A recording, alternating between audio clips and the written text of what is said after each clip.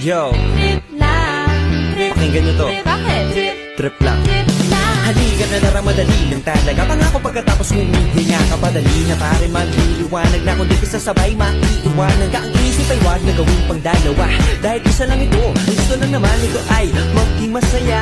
Para di ka mabato, ay iwasan mo kung pananatili sa isang lugar. Ibig ko sabihin ay huwag ka papasakop sa takot, wag ka papasakop. Kapag nangate, di ka, what ito isipin mo? Tinipan sa lahat ng karanasan mo dito sa mundo. Bilang tao, gano'n pa rin, hindi nagbago. Pinakamasaya yung di pinano. Kasi pag